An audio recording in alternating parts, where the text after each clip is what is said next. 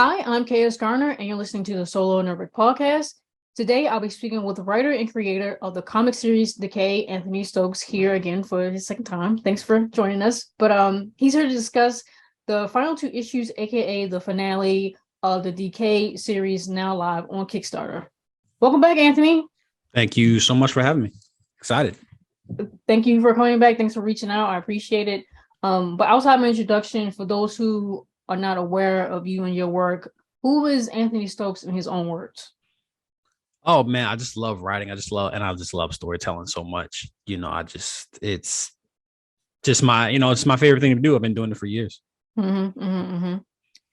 So what is Decay about for readers who are new, and what should previous readers expect from this issues 4 and 5 in the finale?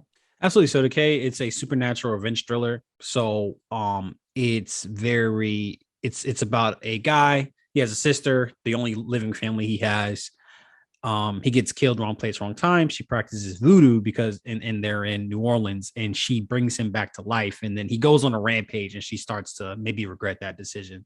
So it's a very simple setup. And then it's like with that simple setup allows us to go in a lot of different directions with the story. So if you like horror that's like really atmospheric or has a couple twists in there, I think really deliver on a really good story as well. And then returning back, because I think readers should really expect like what I hope to be a great finale, something that really sticks to landing. Yeah, when I read it, I was like, oh, this finale is what he said. Okay. Yeah. Okay. But how does it feel to be done with the Decay series? Whereas in retrospect, like how you were feeling when you first started writing it, a couple of years ago. You said like 2 years ago, right? Oh man, it might have been I think January 2021. Yeah, so 2 years and some change. And what's exciting is that I'm gonna have a bunch of spinoffs for this, and so that's really exciting. Keep the expanding the world. And I'm not a guy that wants everything to be in the shared universe. It has to come. It can't coming from a real place of inspiration. So that's cool. So it's not really ending. It's just evolving into other stuff. And bringing the things that I learned through the process to reinforce that and improve on the things and build on the things that happened previously.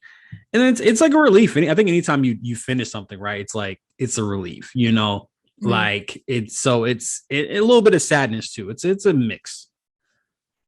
Yeah, I'm actually in the process of rereading my first two books before really get into writing the third one. And I'm kind of stalling because I feel like once I start reading it, I'm really gonna get into the third one, which is also the last one. And it's like, oh my God, this is gonna be over. This is like almost a 10-year journey that's gonna be done and over with. And I'm kind of like, I know what I need to do, and I'm just eating up time, wasting time, but and it needs to be done, but I just kind of don't want it to be over. I mean, I do, but I don't at the same time. So no, it's interesting. It's an interesting dichotomy, but I know exactly what you mean. So what aspect of creating, either in comics or just in general, do you think never gets easier, or you hope that it does?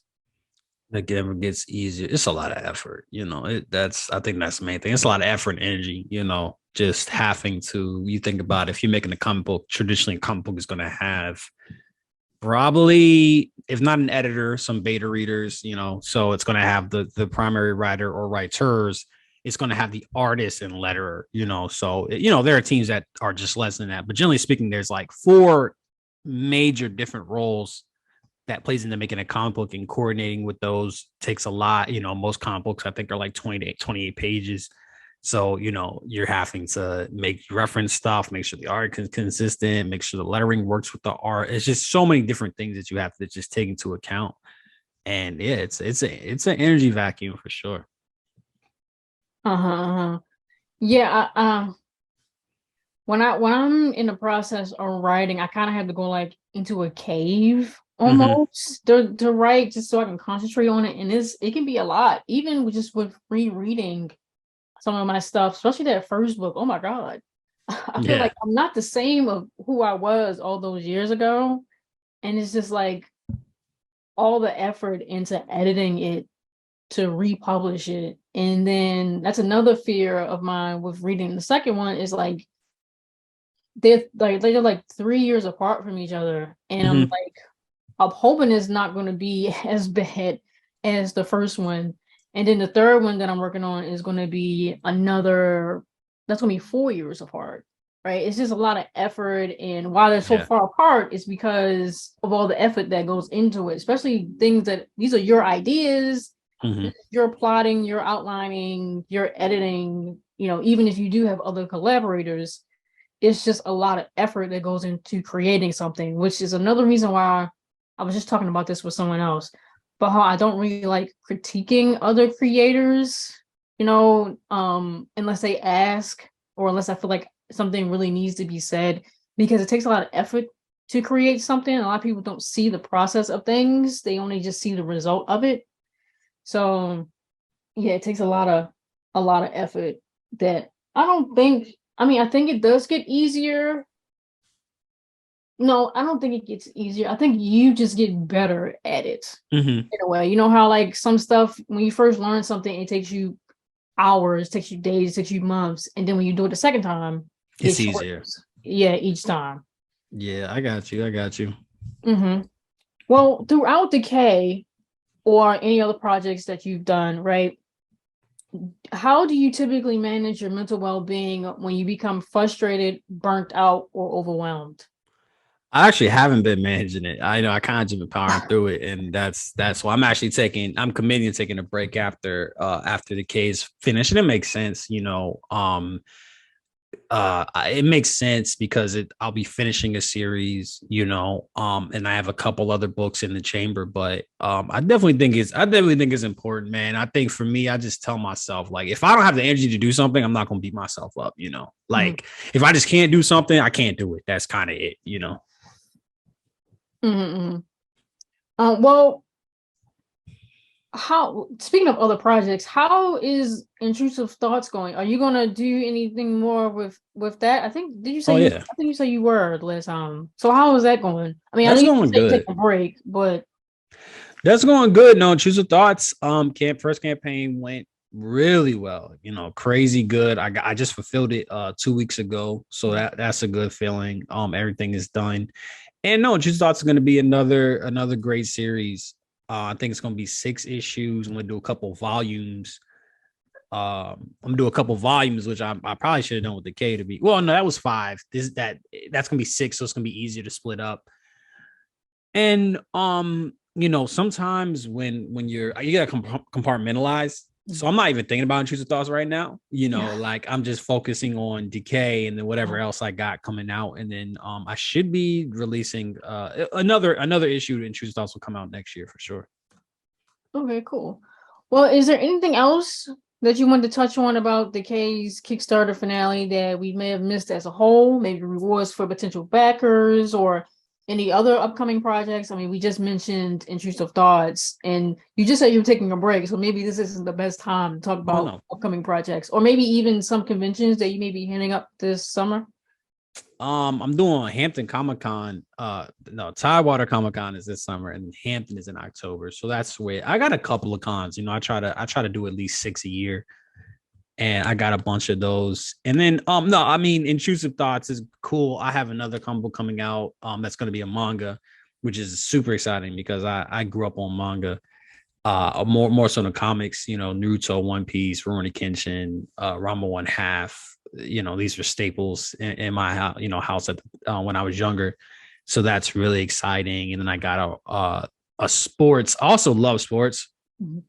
And it's something I never really touched on it as a subject matter, but like it's almost like a missed opportunity because I really do love sports. Like I love football and basketball, So I got a wrestling combo coming out that's going to be super cool. I'm getting the I'm getting the pages for that now, and that looks phenomenal. So no, I got almost too many projects, to be honest. That's part of why I need the break, to be honest. I think as creators, we kind of have to have our hands in a bunch of stuff. We kind of have to continue that stimulation in a way, even Yeah. if it is burning us out. It's just like I kind of need it because I'm just left alone with nothing to do. Then I'm just gonna be coming up with more and more stuff in my head, but I can't do anything because I'm supposed to be on a quote unquote on a break. I mean, yeah, that's the interesting thing. The kind of the tricky thing is that like I just love storytelling. I've been focused on being a storyteller for like 20 plus. Yeah, I don't know 20. That might be a bit. That might be exact. Like 15 plus years. So it's like it's like second nature. Essentially. So it's like I can't take a break from it. I can't ever take a true break from it because I'm always gonna be wanting to come up with ideas and stuff. But I think it's like the I don't want to say monotonous. I'm so sorry. The monotonous stuff, I think, and like the stuff that's like really, uh takes a lot of like energy and stuff like that. I think stepping back from that is fine. And kind of focusing on like the fun stuff, like working with artists, coming up with covers, podcasts and stuff like that. I think that's for me what I'm trying to do. Mm-hmm. Well, is there anything else that you want to touch on about Decay as a whole that we may have missed? Um, I think it's a great story. I really do, and I'm glad that it's going to be completed because I feel like I also feel like it's a series that gets better with every issue, genuinely, which is also, you don't want the opposite, certainly, right? Like, and you don't want things to be uneven. So I definitely think if you like, comics that are really story heavy, character driven, I think it's a must read. uh-huh. All right. Well, again, I want to thank the writer and creator of the comic series Decay, Anthony Stokes, for joining us here today to discuss the finale now live on Kickstarter. All of Anthony's socials and website will be listed in this episode's details alongside the Kickstarter link for those who are interested in the last two issues 4 and 5. Again, I'm KS Garner, and you've been listening to the Solo Nerd Podcast. Thank you.